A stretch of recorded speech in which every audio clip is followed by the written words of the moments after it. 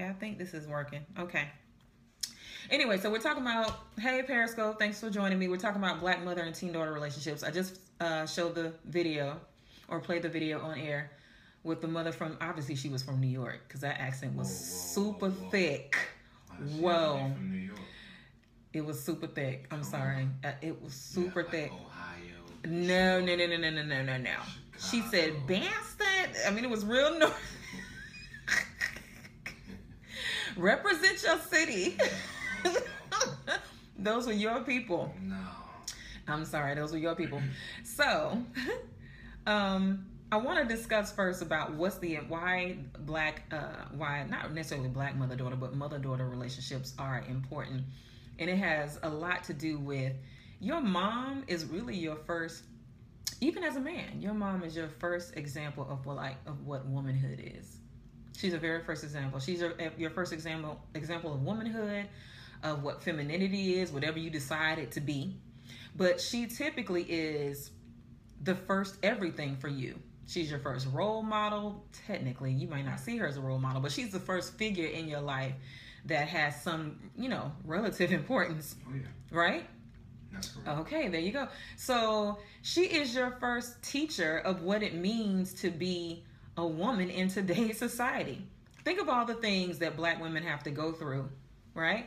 Mm-hmm. These are the things that you have to teach your daughter how to deal with. Racism, right? Oh, yeah. Because, it's like, people say it's like a double whammy. Not only are you a woman, because, it's a man's world.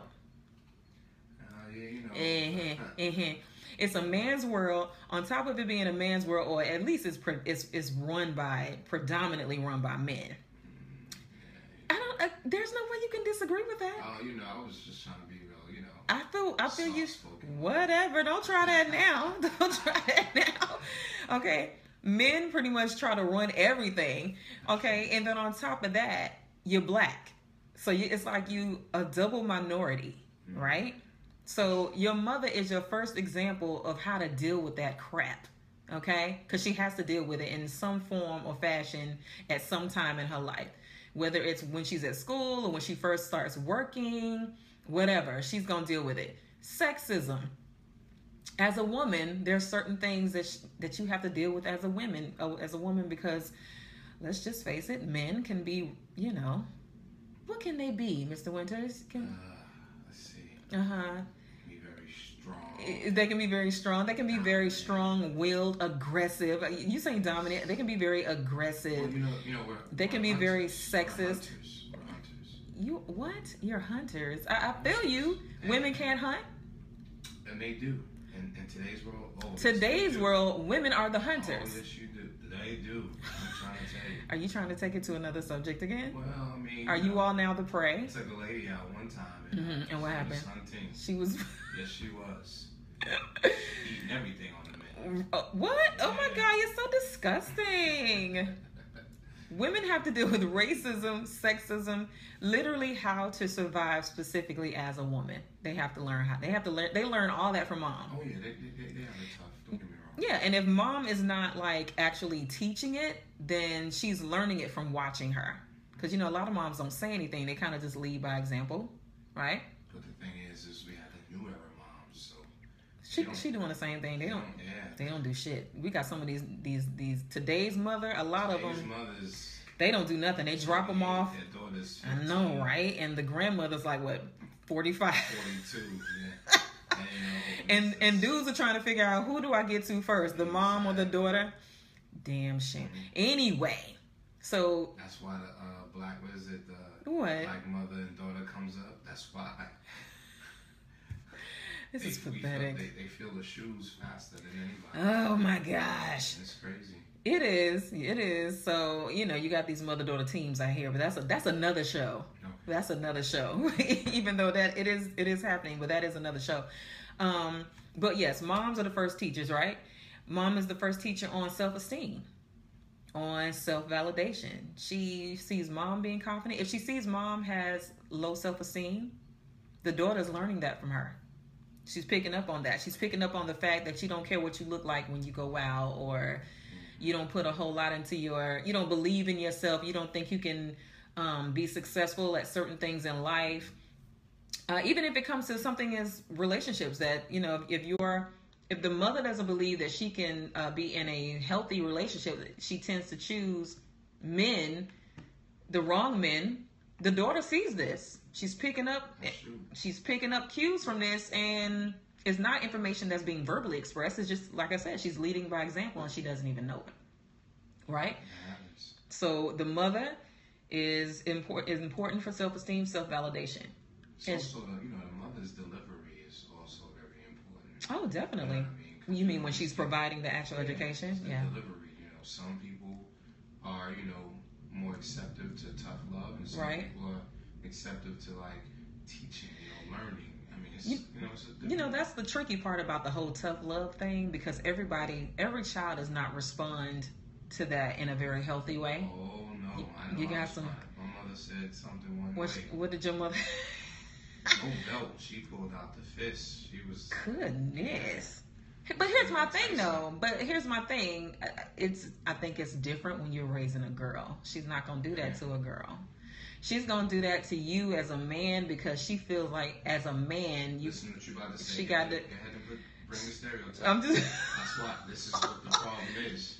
She's bringing it because she feels like as a man, you know why as a man? Oh my God, she feels like that's what you gotta have as a man, to be strong and be tough and all that good stuff. Don't try to change the subject of the show. Put us there. What? They do. The mother. The mother. Just women, period. Oh. You put us there. Well, yeah, I believe That's why we want to own everything. That's the truth. Well, so part of that is your mother. You admit. Oh, women. And my mother, just women. Okay. Everybody. They're all mothers, though. Yeah, they're all mothers. Okay. All right. So, hey. Once again, the responsibility lies with the mother. Correct what you said. She is also the first teacher of hygiene. She teaches the girl how to clean her body, how to keep her body, fresh and clean, and teaching her where the crevices are and what to properly clean and what to properly clean it with, and all. The mom is responsible for that, right? She's also the first example of a relationship with the male gender. I touched on that. She's also the teacher of sexuality. She's the one who's going to teach the daughter what sexuality is about. Oh, okay. From a woman's perspective. I thought you were saying she was a teacher. No, my God, don't make me hurt you, please.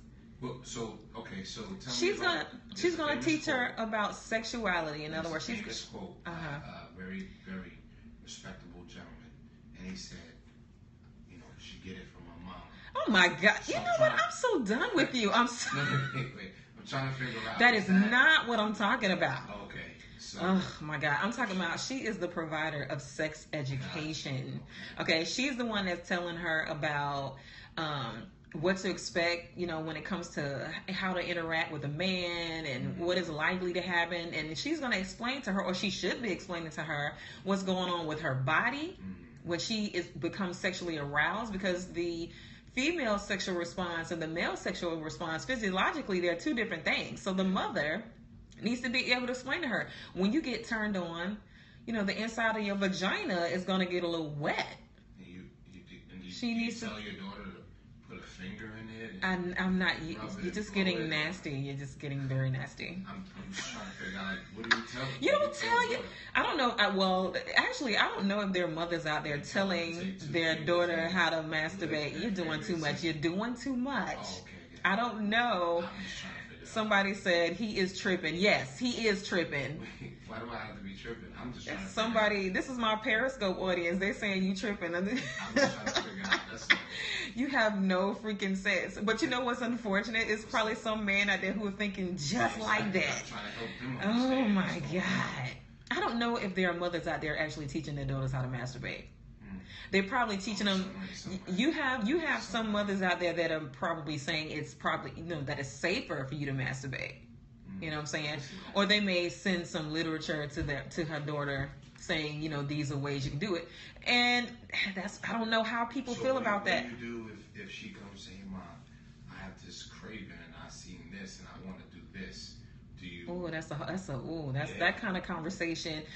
Let me tell you, mothers have a hard time alone just discussing like typical sexual stuff, just the biology of sex.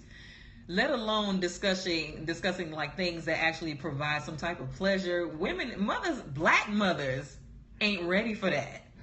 They don't want to talk about that. That's a really deep discussion. I think parents can have it with their children, but you have to establish some type of boundary. Okay. Somebody said, is that a form of sexual abuse if mothers are demonstrating? Damn, that's a good ass question. I personally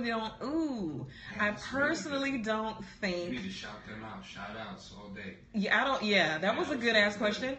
I think, I don't know how legally, what the legal system would, I think the legal system, the legal system would probably see that as some type of pedophilia, I'm sure, or some type, they would probably consider that. Or do you get like a mannequin molestation?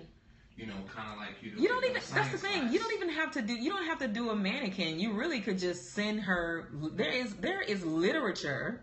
There is literature that you can provide your child when it comes. If you don't want to discuss it, you can just hand them something to read. Yeah, but it gets boring. No. It has images in it, honey, and it describes different ways and techniques you can masturbate. No, these books, trust me. Yes, I have a whole collection. I have a whole. What do you mean they look? They all look different. They're not all the same. Back in the day, they was a little heavier, bushier. Now they're a little bit more trendy. You're right. They do have less hair on them these days. Brazilian waxes and stuff. To answer your question, to the person responding to me on Periscope. It probably would be considered as a form of sexual abuse. I know some parents. I know of a parent that showed his child porn to explain sex. Please tell me a boy. It was a girl. Oh. So my thing is, somebody says that's how we learn. My mom gave me pamphlets. Yes, there we go. No. But if it's a girl on girl, I think that's okay. What the hell? On to the next one. Oh my God. No, anyway. No. Let's go back. You telling me I just couldn't fathom showing my daughter porn. I know. When she told me that, I was just like, really? Like, I've never even. I learned by stealing my aunt's tapes. That's what I learned. What, like VHSs? Yeah, back in 7 tapes. Yeah, I'm old school. What did you learn from the VHS? I don't know. She had the old school white porn. But listen, no, it's different from boys because boys are told to, you are told to embrace your genitalia. You all are constantly grabbing your penis. Exactly. But you all are constantly grabbing your penis. You thought you broke your dick? Yeah.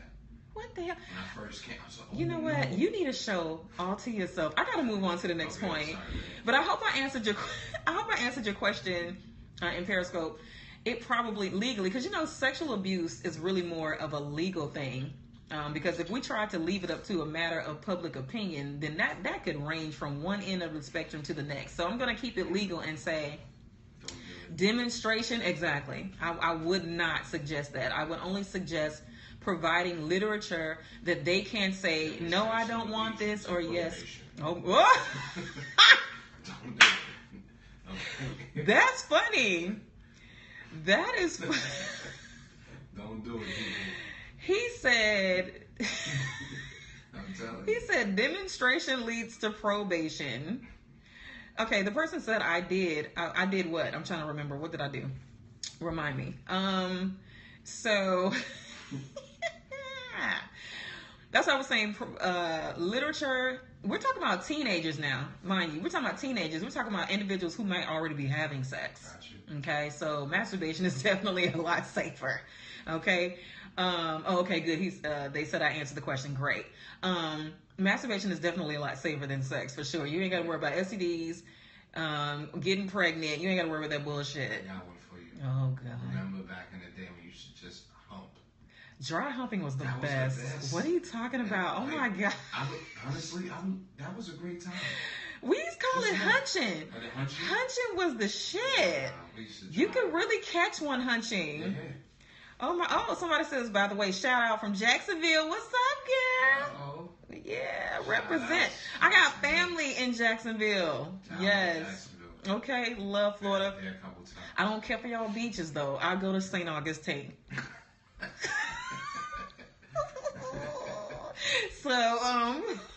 St. Augustine is the more ritzy, is for the tourists. Right. Right. She said yes. Okay. I go to the island when I go to the beach out there. Jacksonville's a little hood for me. Yeah. So, okay.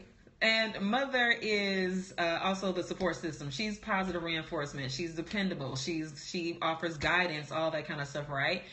She's the example of motherhood, because one day that daughter may have children. And she's also, of course, the disciplinarian, which is what we saw.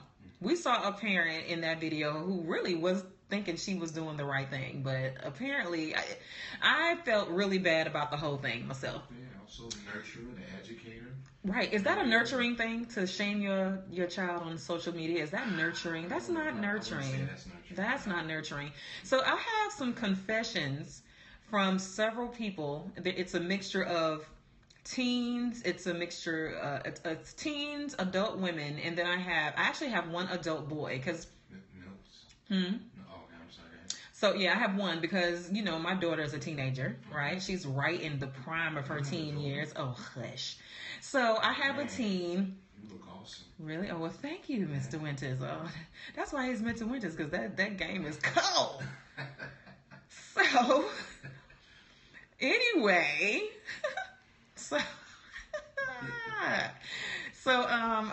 she is a teen, and I asked her to have her friends describe to me what their relationship is like with their mother. So I didn't have her specify gender or anything like that, but they all happen to be African American, right? So my first confession is actually from an adult woman. She's an adult African American woman, and she says, I was molested at 12 years of age by my cousin. She says my mom didn't believe me, and I was labeled in the family as being mannish. Years later, at that cousin's mom's funeral, we found out that of the 5 female cousins around the same age, he had molested all of us.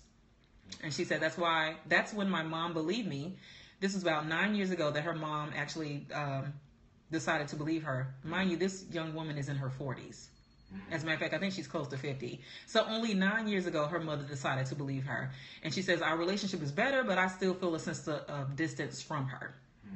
Okay, that's one. Here's another confession from a teen, African-American female, okay? She says, the relationship between my mother and I isn't as strong as I want it to be. When I think of a mother-daughter relationship, I mostly think of someone I can tell anything to, someone who won't hide anything from me, and those fun, good times. Not saying any of those things don't happen, but I want the bond to be stronger and for my mom to feel that any and everything is a teaching moment, even if it's not something I want to hear. The mother and daughter should play an equal role on strengthening their bond. That's a teen talking. That's deep. And I'll say that again. The mother and daughter should play an equal role on strengthening their bond. That's, wow. And I'll be wondering, when teens talk like this, if their mother even know that they have this kind of intellect. Or if they're possibly threatened by that. Because, you got some moms that get jealous. I don't know. Here's another confession. This is from the teen boy. He's black, right? As a younger child, I would say me and my mother did not have the strongest relationship. She was only 17 years old when I was born. So she was learning to parent me on the fly, he says. Now that I'm 17, I have had my own experiences for us to compare. We have in-depth conversations about being better people. Sometimes we do not see eye to eye because of the way I may explain my point or the preconceived viewpoint she may have. This is a 17-year-old boy talking. But we do take each other's viewpoints into consideration. We have an unbreakable respect for one another. Isn't that awesome? Stop. Audience, I'm not even going to say what Mr. Winters said. Why did you say that? I'm just asking. It's so like a brother to think that. Why he got to be, really? I'm asking, what's his, like, is he gay? I'm just trying to figure out which. Why a brother gotta be gay? Because he talks like that. Oh my God, I'm so done. I didn't say that. I'm so done. I'm done. I'm so done. I'm done with you. I'm moving on to the next confession. This is another one from an adult woman, okay? She says, my mother self-identifies as lesbian and was a cocaine user from the time I was 3 until recently, supposedly, she says. Her sobriety has always been in question due to her lack of stability. During my childhood, she was abusive, and I eventually left our home to stay with my grandparents. Because she was usually high or absent, it was my duty to take care of myself and the household chores from a very young age. When shit hit rock bottom, she needed someone to take care of her. She had ostracized everyone, or they had already generated a family that needed their attention. Is this a teenager? This is an adult. Oh, okay. She's speaking on which was really good. Yeah. She's speaking on, what it was like as a teen. She says, she was my mother and I was the responsible one. At a very early age, our roles reversed and I became the caretaker. Because of my independence and willingness to help someone who had abandoned me, when she attempted to exercise her parental control or guidance, it became a struggle or an outright argument, which I can understand because she ain't the mother no more. The daughter was the mother. She said, I had to confront my mother with her past transgressions to help her understand why she had lost her power. Damn, what a conversation. It is never an easy conversation because my mother has an altered view of my childhood. It is also a never-ending conversation that has never met my satisfaction of saying everything I need to say. Damn, I know how that is. There's some stuff you want to tell your parents and you just can't never get it all out. So let's go back to the mother and daughter that was, she was telling herself on Facebook. Yeah. Mm-hmm. So does she lose her power? That's a good question. Because, if I was to think about it, she kind of left the realm of being a parent and became more of a street. She did. She did. Like, that's a good question. I don't know if she left the mother. I think she was trying to be more of a mother at that point because of the way she was coming down on her. Gotcha. Yeah. At that point, she seemed more like a bully than a parent. Maybe, yeah. That's kind of how I see that. And I don't think mothers should ever bully their children, but we're talking about daughters. So that's a man, yeah. Girls go through too much as it is. I need my mama to be strong for me, and I need her to give me that support. You know what I'm saying? That I need. She says, I settled in my teenage years with the state of my relationship with my mother and look at her now with care and support. I believe she is incapable of complete independence and needs the support of her loved ones. I am a loved one, and I will help her as I can through the frustration and pain of our past. That's deep. That's deep. And it also goes to show, mothers, if you are listening, whether you're listening to the show or if you are watching me via Periscope, you have to understand the influence you have as a mother. There are certain things you can say or do that can literally affect your child for the rest of their life, and they'll never tell you. There are conversations that I've had with my mother or with my father that I will never forget, that literally it just kind of made this mark in history, and it's like I will never forget those conversations because that's how much they affected me, and they don't even know that. You know what I'm saying? So mothers really need to watch what they say and how they treat their children because it affects them for the rest of their life. Literally, it affects them. You're right. It's funny you say that. Mm-hmm. I have one thing really to say on that note. Okay. It's funny. I joke about a lot of situations. Yeah. But and I'm not saying this because she's my mother. Mm-hmm. But I can recall when I was young, and she wasn't a saint 100%. But okay. I never seen multiple men come through the door. Okay. I never seen, if we had no food, mm-hmm. we always still ate. You know what I'm saying? Yeah. She made a way. She didn't let me see her outside. And I think women have to really do, really mimic something like that. Because even with cleaning herself, I never seen pads in the garbage. I never seen those things. Oh, wow. So she was always thinking ahead of time. And a lot of these women now, they don't think like that. You go visit them, their house is dirty, there's mm-hmm. pads everywhere, there's hair in the sink. And ladies, you gotta, if you want your man to be very respectful, you mm-hmm. think about it. When you go to the urinal, when you go to the bathroom in these outside places, mm-hmm. you see pee on everywhere. Every damn You just way. want to pee right back on it. But if you see it's clean, you're gonna wipe it You're off. gonna try to stay clean. Yeah, you're gonna keep, That's a good ass point. and that's what you gotta worry about. And that's the respect. That's where the men start to respect the women like that. And so once again, it goes back to the mother. You're right. Because she's the example, and she's the first example. And wow, it just goes to show how you still carry that with you to this day. See what I'm saying? And that's what I meant by how it can have such a profound effect on who you are as a human being. Women problems because everything was put up.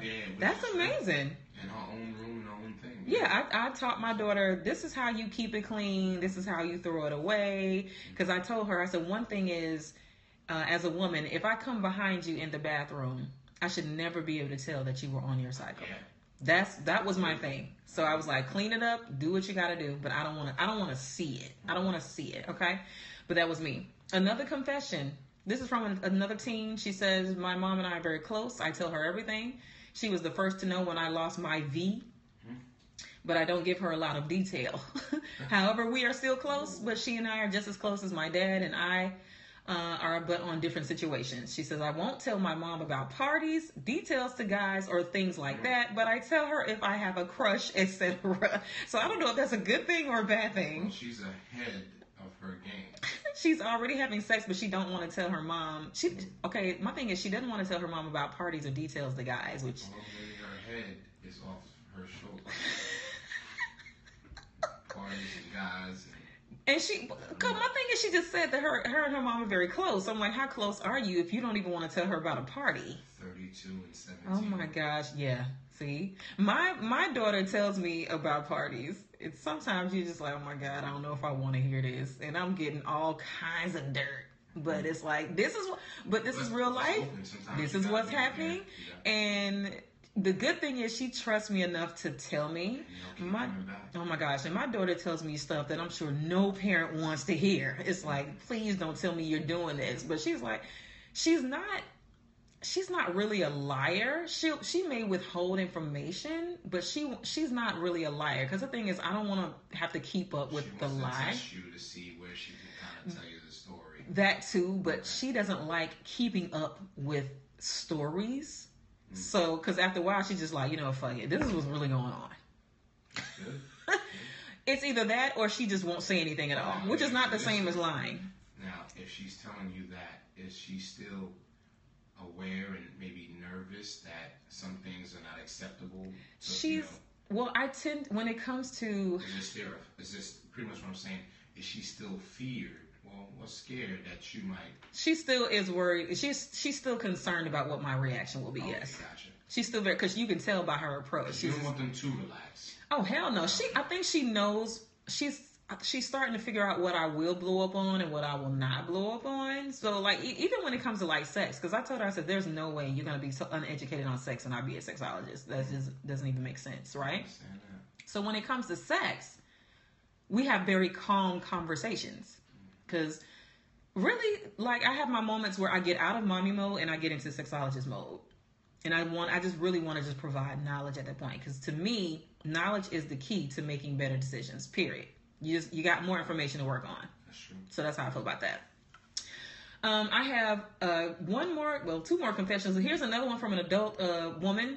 She says a couple of months ago, this is an interesting story actually. She said a couple of months ago, my mom found a letter that I wrote in 1999. She said it was straightforward and to the point as I explained to my mother that she was emotionally unavailable. This is what she wrote to her in 1999.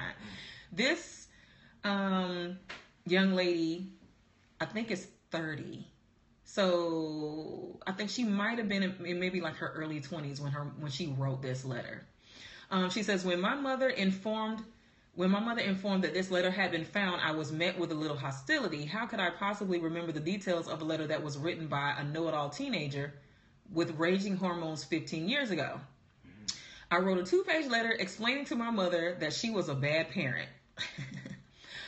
She says, I'm a product of 2 emotionally unavailable parents. My parents' divorce left my mother empty, seeking fulfillment in drug use. So we got another mother that has a substance abuse issue. She says, my father has been married several times, co-creating 8 children by 5 different women. And I hardly ever hear from him. That sounds like... So, stop. I'm sorry. So I can't blame my mother for feeling hopeless and battered from a war that she never won with my father, is what she says. Whoa. What? She put it on the father? I don't know. Let me read the scared. She would always share stories of my womanizing grandfather who died years before I was born. Come on. Her childhood, and the day, shit. The childhood was her childhood was emotionally deprived, is what she was saying. Her mother. Okay. She said, at the time I wrote the letter, I was not mature enough to understand that my mom was hurting and doing the best she could. During my teenage years, I needed more from my mother that she was not equipped to give, basically. She said she expressed her love verbally, but has mentally checked out for most of my life. We both have individual stories on how we perceived our past life. Both of our feelings and experiences are valid. I've never had the tough conversation with my mother to find out ways I can help her get through emotional blocks. She quickly shuts me down and never wants to discuss. Today, I take my mother for who she is and what she has available to give me. I tend to find myself becoming unavailable to my loved ones. Maybe it's hereditary. I acknowledge the past and try to avoid playing the victim. This is deep. It is. We've gone from a woman who was molested to a mother, and the mother not believing her, to another young woman she was raised literally by a cocaine abuser, then to this. Cocaine's a hell of a drug. Man, it's just a lot. Here's one. Well, let me ask you this then. Okay. So, as a parent, do you tell your child what you're going through? That's a good question. I don't know. You have some parents that don't believe in that? Correct. I don't know. As my parent, she would tell us, like, hey, for instance, you're not going out to buy the brand new Jordans. Okay. Mommy makes this. Mommy does that. You know, I never use dollar amounts. Let me tell you why. I mean, it wasn't really. I'm just giving an example. I feel you. I don't know. I think it made me more aware of not wanting those things that were extra and understanding what she goes through. Because I would, from time to time, I was like, okay, she worked a lot of hours. So I would try to, make some food for her so she can feel relaxed and appreciate it. Well, that's sweet, and I get that. I feel like I think not aware and you keep providing. I make her aware, but not to the point where I want her to think that she will never ever get anything that she wants. You know what I'm saying? Like, I try to balance that out. I don't want her to think, well, damn, we poor, so I ain't gonna ask for shit. I give her some information, but not to the point where I'm like, I don't want her to worry. I want her to be like, okay, I may not get this, but later on I might get her something else. So she can understand there's some things I can get, there's some things I may not be able to get, but there's some things I can get. So she can leave with that type of mindset. Because I don't want her to think that, because I wasn't like that. Like, I didn't find out till later that my parents were like financially strapped at some point. I mean, we did okay later on, but I didn't know. So if you'd have found out early, would you? I don't think I would have asked for anything. See, that's it. I think I would have been like, I'm not going to ask. But I'm wondering what the long-term effect would have been if I don't ask. I would have made you more of a hard worker. I mean, you're hard worker. Either that, or it could have had the opposite effect. I could have been like, I'll never have anything. It could have gone the other extreme, is what I'm saying. And you could have just started selling drugs or stripping, which is what I did. I was like, fuck that. I'm about to show this ass. But listen though, like if they're stop. So if what I tell my daughter is, if she wants something and I don't have the money, I simply say it's not in the budget. That's a good thing. No, it's a good thing. It's just not in the budget. I mean, how do they know what the budget is? You have to. They'll know. No, they'll know, because in other words, it's like saying, okay, so one says that was me. It makes you not ever want to ask anyone for anything. Exactly. Like if you get to the point where you don't ask, it's like, and that could take you. That thought process can transform into other things as an adult. That's why I say that. Well, no, I mean, I didn't ask for anything, and I just started working. So when I say it, this was kind of tough because when you start exactly, work, see, you don't stop. And exactly, and that's what I think my parents didn't want me to do, and I don't want my daughter to think that. So that's why I say it's not in the budget. So that way she can figure out, okay, maybe that's too much. If I say it's not in the budget, then she's just gonna go lower. Okay, I got you. And she's gonna be like, okay, maybe this is in the budget, and she'll try a different angle. That's what I want her to do, so she can see that, okay, there's a possibility that I can get what I want, and maybe. But you could have got it if you would have did strip night on Monday. Shut up. Anyway. Okay. Oh my God. That would have been important for me. I have another. I have another testimony, and we'll move on to something else. But she says, as a teen growing up, I enjoyed talking to my mom, but we never talked about my relationships or sex. Come to think of it, my aunt discussed the birds and the bees with me, not my mom. I was about to say, I knew she was older. Yeah, of course, because she said that, birds and the bees. Who says that? Before that, I just knew. Yeah, so the aunt was the cool one. She was the cool one that would be like, girl, let me tell you. She says, I remember her saying, if you advertise, someone will want to buy. That's old school right there. I will adhere to the advice today. Yes, I may dress sexy, but I carry myself as a lady and not something easy to get with. My mom knew when I was having sex, but she never questioned me because she already knew, which I don't agree with, because if I know my child is having sex, I need to provide some education, period. She says, you would think we would have a discussion about birth control, but we didn't. I guess she was banking on that I was a smart girl and I knew how not to get pregnant. See, that's what I don't like there either, because you cannot assume what your child knows and what your child does not know. She says we would talk about other girls that were pregnant at a young age, but never did we discuss sex. But it's hard for some of those mothers to explain about. I know that's the problem. It's the problem. Some of them got like 13 kids, and they like, well, you need to use condoms. Like, I'm still getting hand-me-downs, and I'm child number 4. Stop. You know what I mean? Like, she says, I guess I really didn't feel comfortable having that conversation with my mom, so I didn't push the issue. I did as most teenage girls and listened to what their girlfriends were doing, which is a big mistake. She said, but I didn't feel peer pressure from my friends to do anything they were doing. There you go. And I think I have one more, but that's on my phone, and I can't read it right now because I'm on Periscope. It's so funny, though. I mean... It's funny you say that, but I think it's a little hard for guys because we don't really go to anybody to learn it. We just learn it from porn and the uncles on the corner. They like, boy. And you know what they tell y'all to do? They tell y'all to chase ass. That's what they tell y'all to do. We have it rough. So when the women are looking at us like we should be already advanced and ready, which is fucked up. They teach you, they teach you all to be predators, and they teach the girls to be prey. Exactly. That's literally what's happening. Which is, it is. You don't learn until you meet that woman that's like, look, let me show you. And somebody told me that, as a matter of fact, somebody not too long ago. Would you stop? Oh, okay. Take those off. A guy just told me that he moved up to. Would you stop? Okay. He moved up to the older girls, because they were the ones who were willing to teach him versus the young. He said the younger girls will let you do anything. He said it was the older women that literally, they were the ones teaching. And making you a sandwich. They never seen you.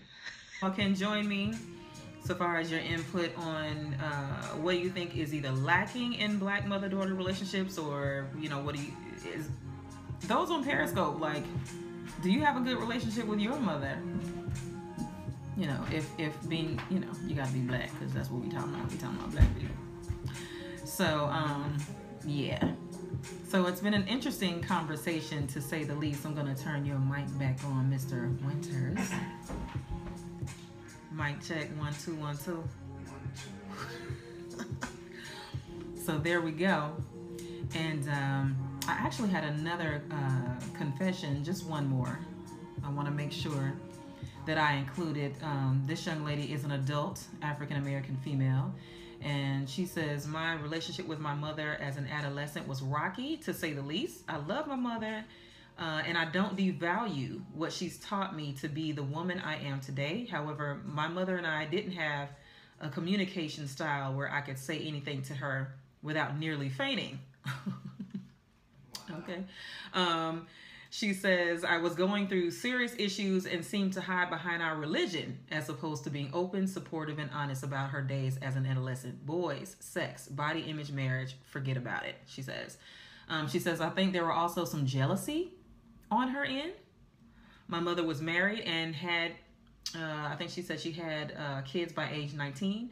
For her, watching me achieve much and live somewhat carefree bothered her even up until my mid-20s. I realized that my mother was trying to heal herself and discover who she was, plus raise a family.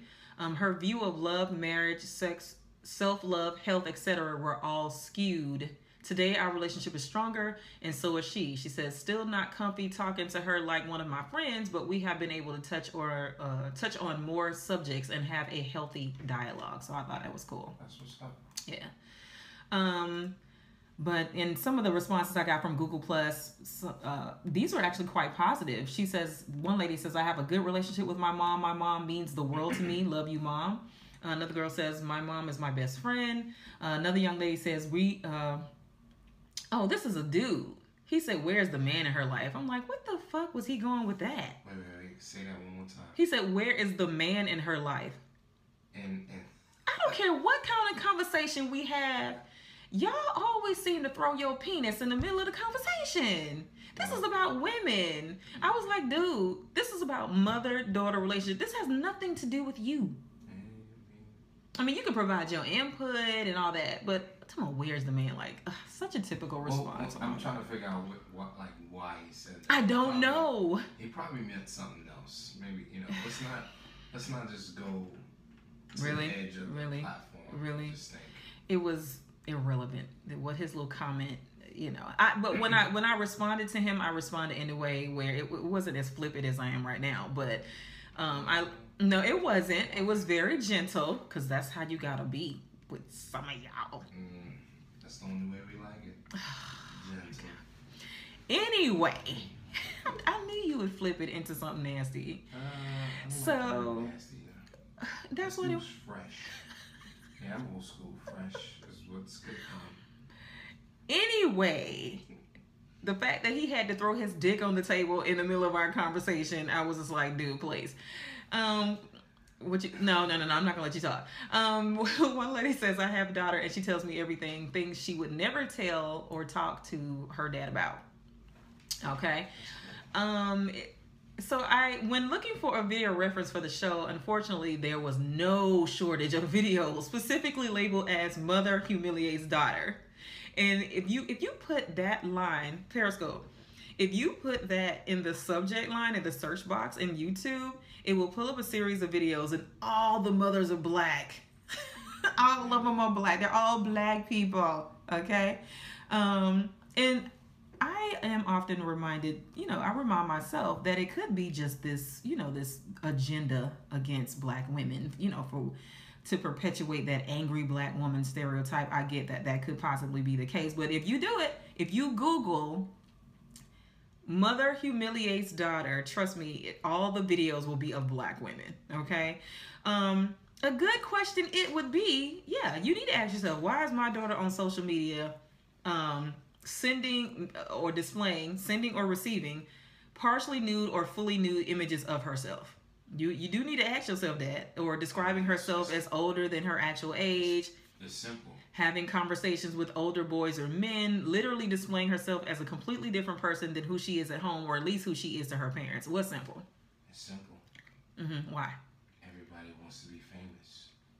Okay. Kardashians. And that's the only way to do it? Love and hip hop. Sex tapes, they're rich. Is that's the only way to do it?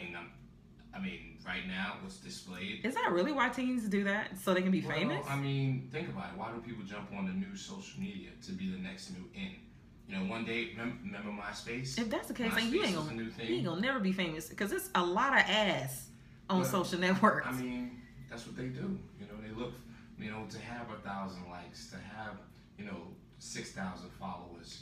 Remember. I think it's for attention. I don't know if it's to be famous. I definitely think it's for attention. Yeah, attention. You want to be famous. You want to be looked upon as a leader.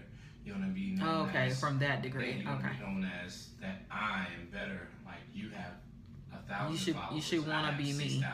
Right. Exactly.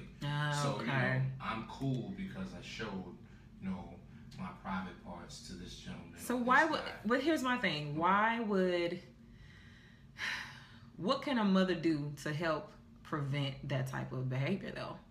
I mean, because first of all girls ain't doing that. All daughters are not displaying their bodies on social media. But there's a high percentage. There's a high percentage, but and I don't even think it's the majority, to be honest with you. I don't know. But even if that was the case, it's the new in. I feel you. Sex tapes. But there's still people that choose not to do that. Why? It's a small amount. I don't think so. I don't think so. Why are they choosing? There's still some people out there that are choosing not to do that. There are some daughters out there that are not displaying themselves in that way. I don't discredit that, and I definitely believe that, but there's very few. I think we tend to think that those type of girls that are displaying themselves in that way are the majority because of the hype that surrounds that behavior. That's why. I mean, because everybody ain't on Facebook. Number one.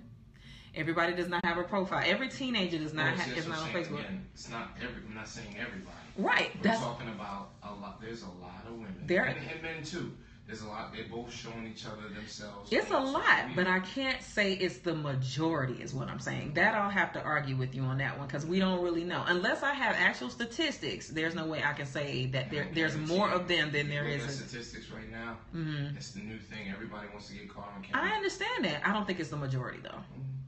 I think it's a lot of teenagers on social media that aren't doing nudes. They're not trying to be sexy and all that kind of stuff. It's funny you said that. Like for instance, I have a friend of mine. She has a 12-year-old, and just recently, guy showing this guy. I mean, his daughter's 12.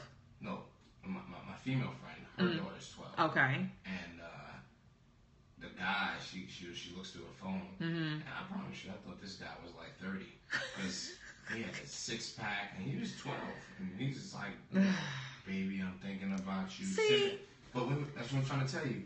These kids and just adults, they're sharing more.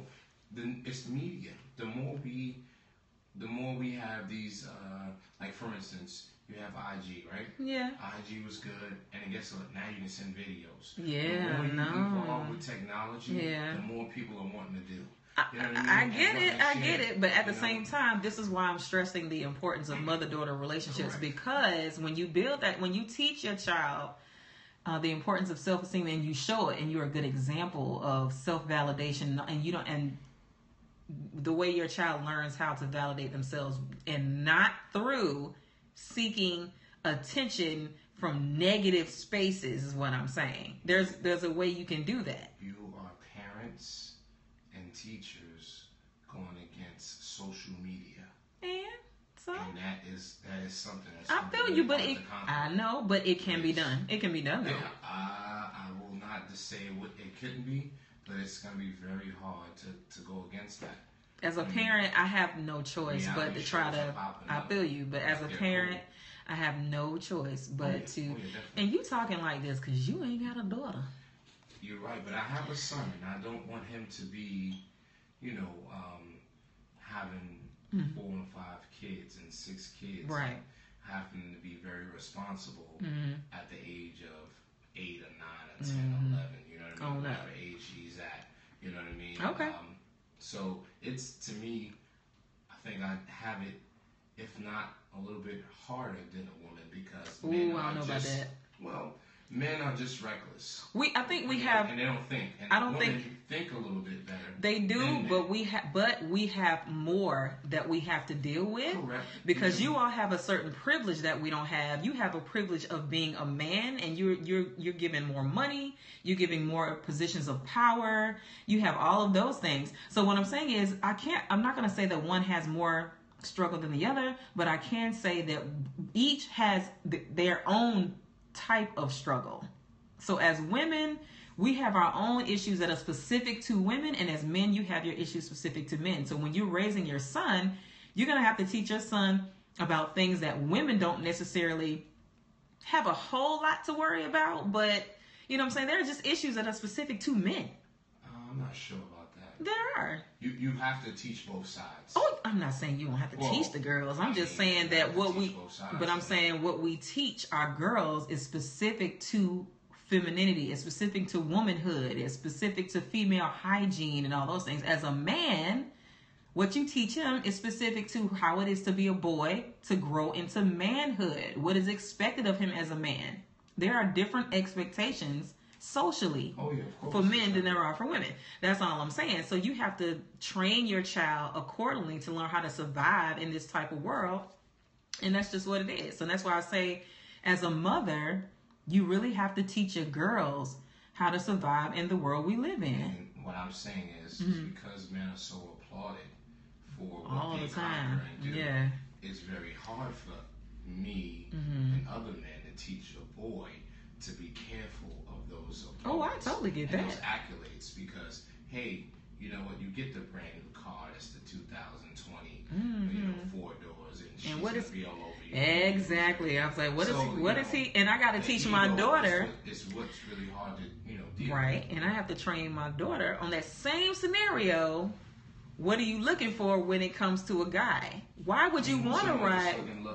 Why do you want to ride in that nice car? Yeah, but the whole nice car, he got this, he got that. What does that all mean to her? That's what I need to understand about her. Because the bar is set by the woman. Is it now? It is. Even if it was, we still got to train our daughters to do it right. And guess what? If you train them to do it right, you wouldn't set the bar that high.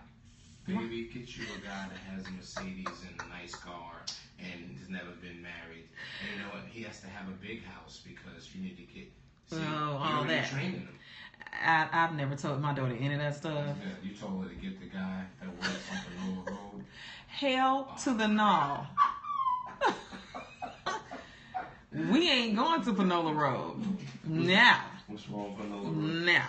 Now. Now I did educate her on the type of brothers. You know, I taught her to be able to look and size people up and be like, okay, this brother over here look like, oh yeah, you got to, because you got one brother who looked like he probably did some time. He on probation. He got 3 other baby mamas and all this kind of stuff. Are 4.0 students. No, whatever. Oh my gosh. So let me ask you. 4.0 students. Did you have a roughneck, a thug? I had one. Was he very smart? Not in school, no. He wasn't very smart? He wasn't a book smart type person. He's street smart. Street smart. Yeah. Okay, so you never had a very smart guy. Oh, I have. I had one, yes. Yeah, okay. Was he what? Was he a thug? Yeah. No, he was definitely a bookworm. Gotcha. Mm-hmm. But I chose the thug. Oh, okay. Why do women choose the thug? I don't know. It was a dumb-ass decision because he now owns a company in Africa. See? Oh, wait, you talking about the thug or you talking about the... Oh, hell no. The thug went on to jail. Oh, okay. But the bookworm, he now owns owns a company in Africa. Like, yeah. He was a square. And the thug was 360. You just didn't know when he was gonna stop. Decisions. Yeah. Oh my God. Yeah, that decision I have. Yeah, that was it. I went with what I thought was more fun and passionate and all that, and it turned out to be nothing basically. That's exactly what it turned out to be. But you know what? Now there's no game. But hindsight, whatever. But hindsight, though, looking back to the guy and who now owns the company in Africa, I don't think we would have made it anyway because I realized that we really what? Well, not really that. We're not on the same page so far as belief systems or anything like that. He really needs someone more traditional, and I was at that time when it came to relationships. So he doesn't like. But I'm not like that now. You like your neck grabbed and thrown against the wall. Seriously, we're gonna take that there now. He's not. So those things that you might like. He might try to do it. It would be weird because you could probably do it to him. You. Oh Lord, run. Oh my! If he ever sees this on my website. No, actually, he was pretty good sexually. I'm just saying, so far as like a wife and his expectations of a partner, like I wouldn't have been able to fulfill any of that. Accolades now no. I would do the same thing. Like you're good now. Well, see, that's the thing. I didn't get that kind of information from my mother. I was kind of like, my dad is the one who taught me about that because I was, daddy's girl. So he was the one telling me what guys to pick and what guys not to pick. But my father used to be street too. So of course I went closer to who my father is. But I didn't get who my father is now. I got who my father was back in the day. See, there's a difference. And so you got to get the man when he's made that transition into like maturity and adulthood and responsibility. See, that's my dad now, but back in the day that wasn't the case. You know what I'm saying?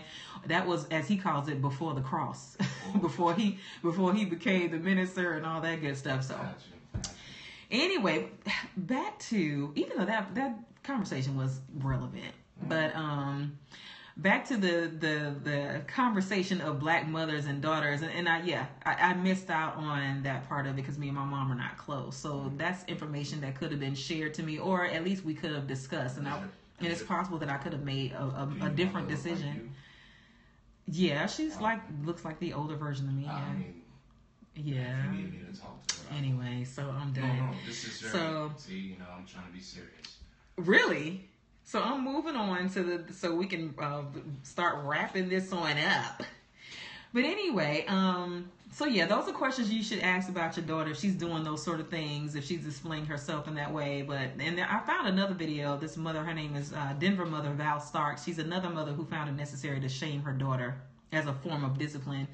And you can actually look her up and see what she did. And she kind of publicly embarrassed her daughter as well. She kind of videotaped it about I think her daughter had taken a picture in her underwear and put it on Facebook, and she was saying that she was older than what she really was, and she was having these Facebook conversations with men that were twice her age, that sort of thing. And so her mother went the same route. She took the video, put it on Facebook to publicly shame her. But my thing is, particularly black mothers, we tend to praise each other or ourselves for being like hard and being these strict disciplinarians and, demanding respect, and some by any means necessary. I understand that because I understand that black mothers have a different parenting style than mothers of other ethnicities or races. But is shaming your daughter about discipline or is it about anger? Like, I personally feel these shaming videos are more so about the mother than the daughter, I think. You know what I'm saying? So back to the video that we played before, to me, as a teen, I wouldn't see love from that. I would think that you didn't love me. I would think that you hated me if you were to do something like that, like that mother did. I would feel like she's saying I represent her, or that my existence is to confirm her as a mother. That's what I would think as a teen. Black mothers, many of them they're experts at correcting you. They're experts at pointing out your flaws. They're experts at telling you what you should do, critiquing, judging. But at the same time, where's the positive from that? You know what I'm saying? Like, we need positive in reinforcement. We need encouragement. Where do you go to get that? You're supposed to be able to go to your mother. Well, I mean, if you don't have it, then I guess you have to go to the other parent. Or do you have some places women can go to, kind of get to kind of be in? Actually, I do mentoring and things like that. There are organizations that are specifically for women, and they're usually government funded, grant funded programs that are provided to women. They kind of where women can. They're spaces where they allow you to kind of have your woosah moment. I've actually had workshops and still do them. I just haven't had one recently.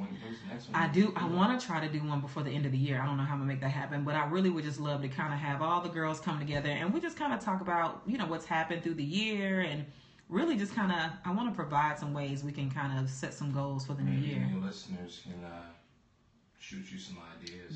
That would be wonderful if they could. And you can always email me at noniayanashow@gmail.com. You can subscribe to my website, insidewithnoniayana.com.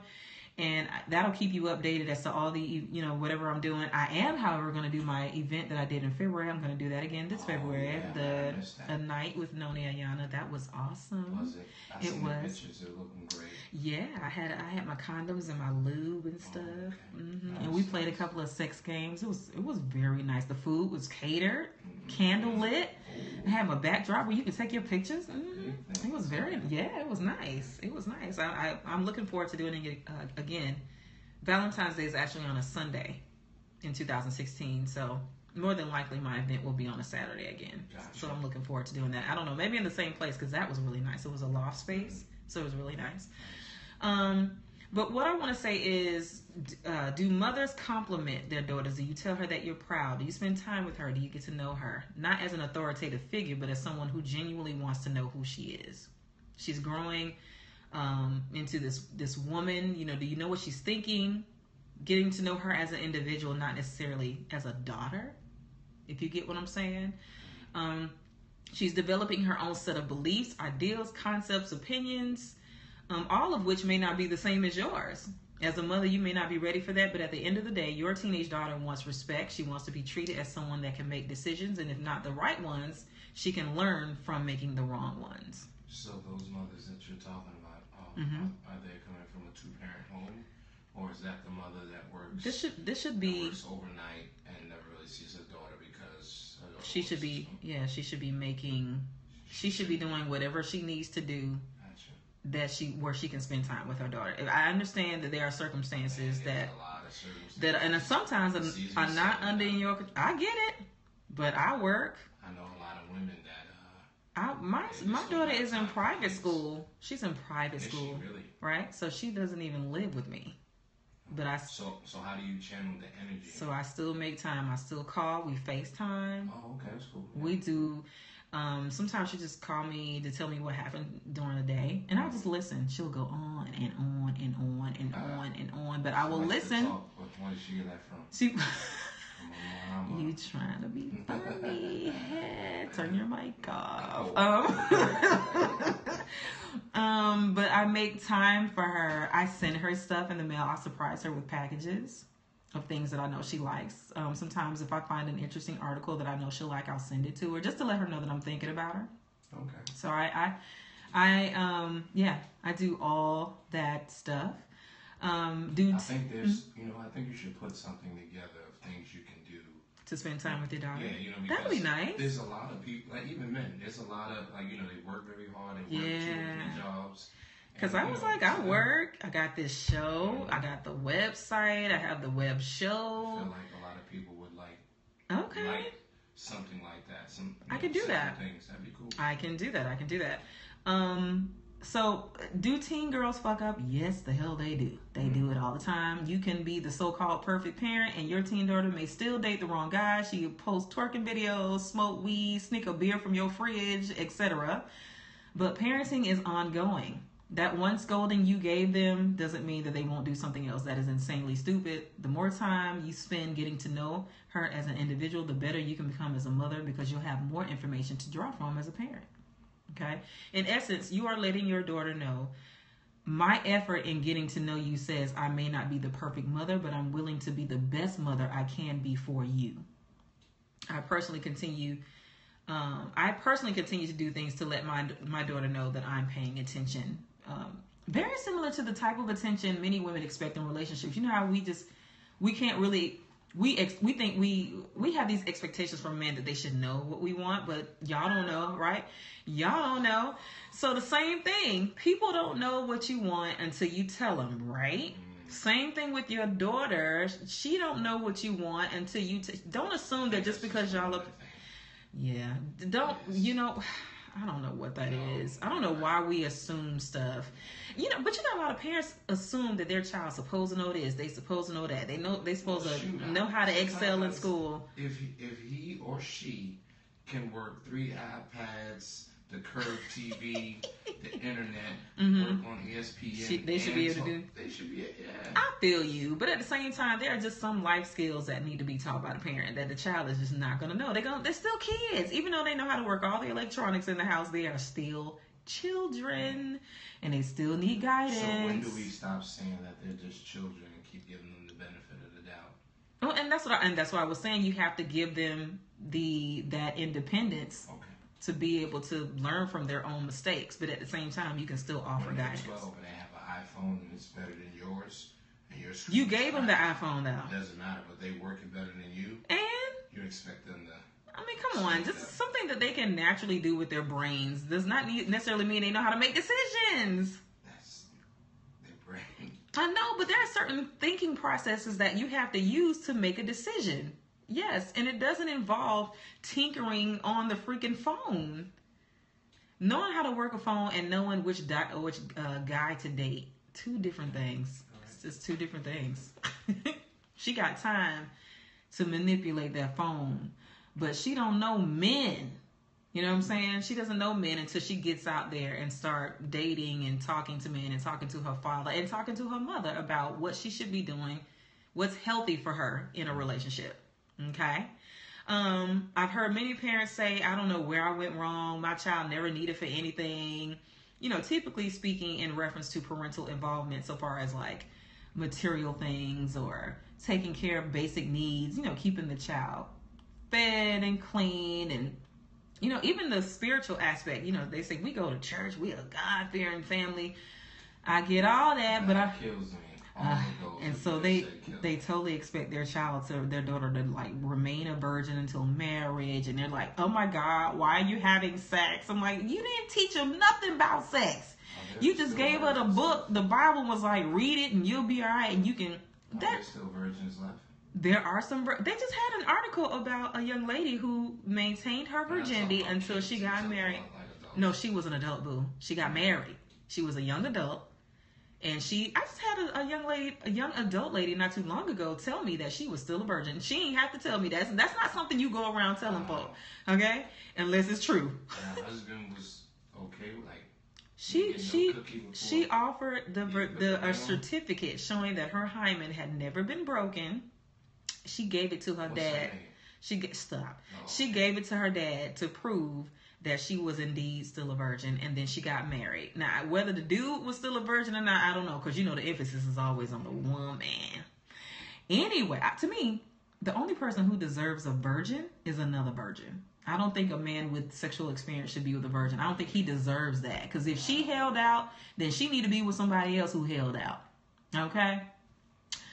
Anyway, but I'm not, so far as like what you do for your children, I'm not saying those things matter, but I am saying, because they definitely do, but I'm just saying there are many ways to parent a child. Mothers, how much quality time are you spending with your teen daughter? Do you ever ask her about her opinion on important topics? A lot of parents don't do that. Do you? Okay, I'm going to intervene on that one. Okay. I get it to a certain extent. Mm-hmm. I feel like you should not ask. Well, you said teen. Okay. Yeah, just important things that are relevant to the teen life. I seen like another store, like this kid, mother was with her child, and the child might have been. This wasn't a girl; it was a boy. He probably was maybe 10, 11. Mm-hmm. She's like, "Well, what do you want to eat?" And he was like, "Well, I don't want that." He threw a fit. I remember. I ain't talking about that though. We ate whatever what was in the house. Oh, jeez. And it's just the opinion thing is one. Yeah, I'm not. I mean, like, so when you have deep conversations, I'm saying ask your daughter what their opinion is every now and then, so you can at least let them know, I want to know what you think. Because a lot of parents seem to act like they don't care what their child is thinking. It's like, it's whatever I say and that's it. I don't care. It's almost like I'm going to disregard you as a person and just be the parent. And I'm saying, don't do that, because they have an identity, and this is a way of them being able to express who they are. That's what I'm saying. Okay. Do you allow her to make her own decision on certain matters, and also allow her to experience the consequence without following up with a reprimand? Do you encourage her to try new things, or allow her the opportunity to try things she may enjoy? Do you have meaningful conversations about life? When discussing sexuality, do you focus on your own agenda, or do you allow her to speak her truth, listening to understand and not hearing her to the end just so you can respond? Well, I mean, because you have some parents that don't want to talk about sex. And when you try to talk about sex... So who talked to you about sex? Nobody. How'd you learn? I'm actually kind of educated myself. I mean, I went around the block a few times before I finally figured it out. But my parents were, they were like, you don't have sex until you marry, point blank. So why should I have this discussion with you? Is pretty much what their approach was. But even if you're not having sex as a teenage girl, you still have urges. You still get horny. You still want to be touched. We need to talk about all that. That's all sexual. In other words, you don't even want to talk to me about having sex, and I can have a baby. Like, that doesn't make any sense to me. If I can have a baby, I should know how it happens, and we should have in-depth, regular discussions about that. Period. If I can have a baby by sex, I should be talking about sex. Okay. I wonder why is this so it's like taboo? Because parents have their own issues, and people associate sex with negativity. People associate sex with something that needs to be controlled, something that's dirty, something that's bad, something that should happen behind closed doors. It's secretive. The statistics of the I want to say the wrong things are happening so much. I think that's why they're they're it's happening so much because many of those people are severely uneducated. That is why. And so people are afraid of sex. They're afraid of the results of sex. But the truth is, when you give more information about sexuality, you tend to make more informed decisions. So even though you don't want your daughter to have sex, you can still teach her about condoms. You can still teach her about contraception. You can still teach her to be sexually responsible. It doesn't mean she's going to have sex. It just means that she has the knowledge now. And she'll probably, more than likely, make better sexual decisions because she has more information to work with.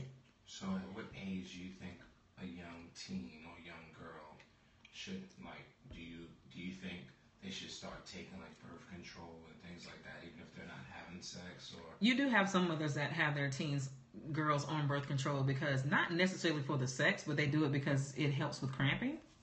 So you do have some mothers that, yeah. Some mothers choose to put their daughters on birth control simply as a plan B, like a backup. So it's almost like, I don't know if my daughter is having sex. I don't know when she's going to have sex. So when she does have sex, I don't have to worry about her getting pregnant because she's on birth control. So you have some mothers who think like that. But rarely do parents discuss birth control with their mother. It's either there's no intellectual discussion. See what I'm saying? Like a discussion, a conversation. Not I'm gonna put you on birth control because blah blah blah. Because I've heard of many stories where the mother dragged the daughter down to the clinic because that was her agenda.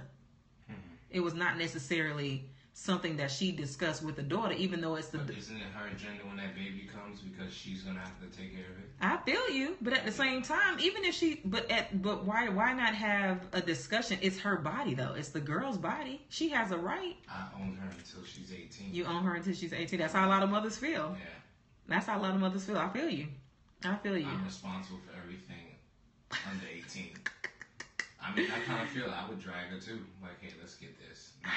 Birth control, that's some pills. And I'm not trying to be. Doesn't that stuff do something to you? It does all kind of stuff to your body, and to be giving them pills that early, but I suggest to any mother, if you're looking to put your child on birth control, I suggest you do a lot of research and figure out what birth control is best for her, because there's so many different types of pills and types of birth control. So you need to figure out which one would be best for your daughter, because pills, that's something you got to take every day. And there are some mothers who literally give their child their birth control pill every day. I ain't doing that shit. I'm not doing that. That's every day. No. And I just told you that my daughter is a private school student. You think she gonna remember to take a pill every day? No. I mean, she got school assignments that she can't even remember. So, and then yeah, but but I would allow her the respect, and I would we would talk about it though. I wouldn't just drag her to the clinic. We would talk about it. So if she's not on the pill, if she wants to be on the pill, that's different. Then I would say, okay, here's what's available. You choose. That's up to you. Because when she has sex, that's up to her too. Quite frankly. But lastly, I don't think my men would agree, but probably not. The dad don't ever want to face the fact that his daughter's possibly having sex. Why? Because she possibly could be having sex with a man that was like him when he was young. Or 10 times worse. That too. How do women do that? Well, they same reason why you all try to get with older women. No, we don't. Older women usually want the younger stud. And the men usually want the younger girl. Is that not? Well, let me take that back now. I don't know about that. No, they don't. We flipped it. Please.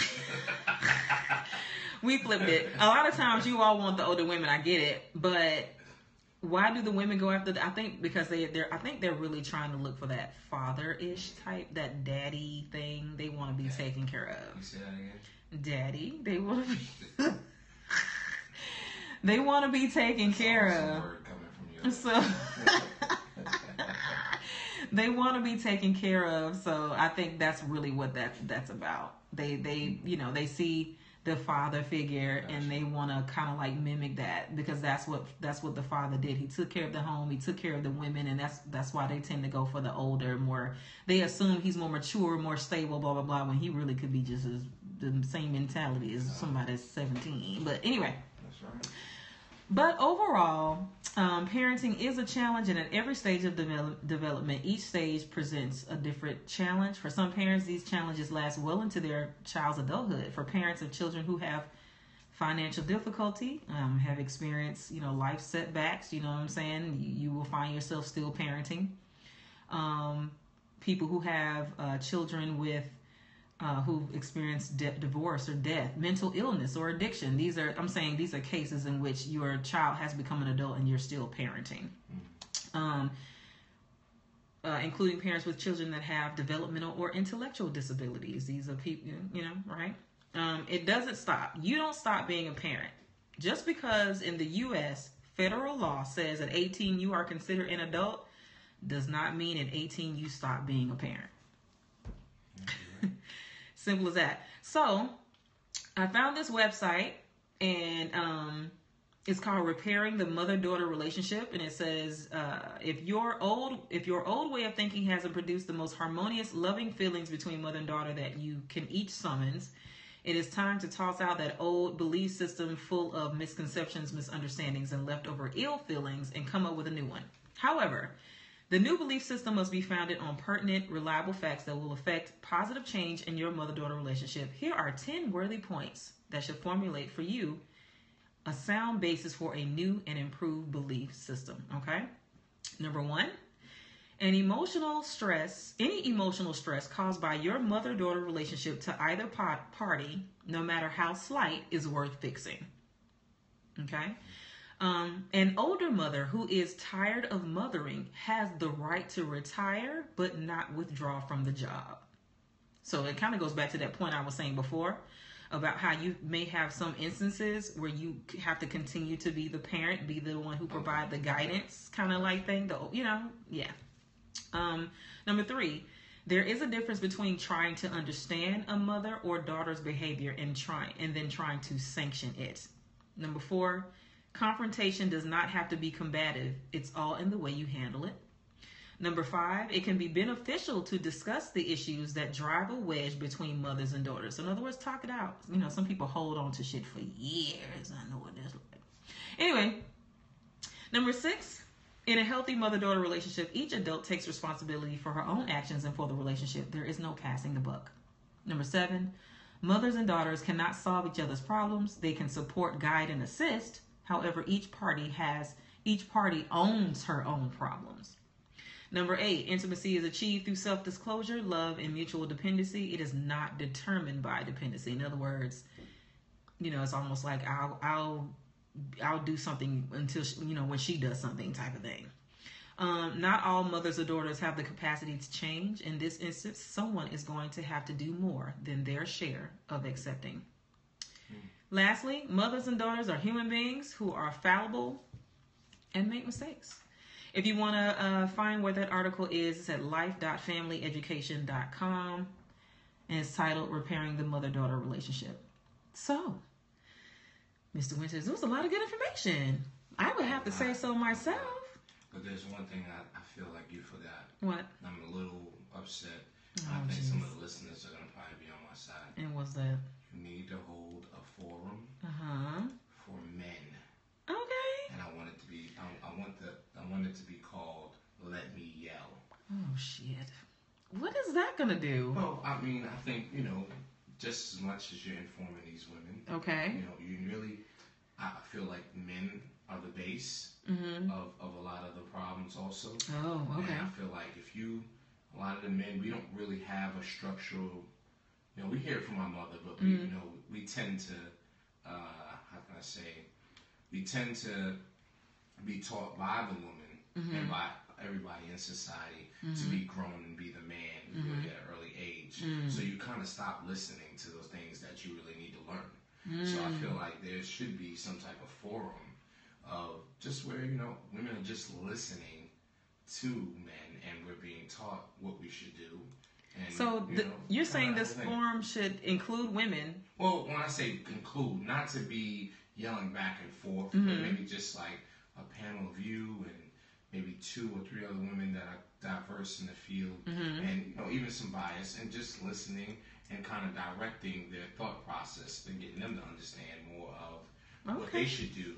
I definitely to kind of limit the 8 baby mamas and the, right. So you're looking for a real change in how men and women interact, but we need help too. We need help, and we're looking for it, but we're not honest with ourselves and with the women to let you guys know that we need help. Well, I want to do something for men. I personally, I'm concerned that men won't show up. And but how do you get them there? Right, without offering a beer and titties. I have to figure out. It will show. Yeah. I'm there first. So I have to. I have to figure out how I can do that. I really don't know. So I'm going to work on that. But I do actually want to have more forums for men. Please give us some advice on how do you bring the men out. You can to always teach them, because this is going to help the ladies also. Oh, definitely, definitely. Train these men to be what, and I hate to say to be what you want, but just to be better in a society. Yeah, just exactly. That's I like that phrasing better. Yeah, to pretty much for all of us to kind of own up to a certain, how do you say, just to own up to something and be proud of what you're doing. Yeah. And not be shamed as, oh, you're the man, this is the way you act, or you're the woman, this is the way you act. You know what I mean?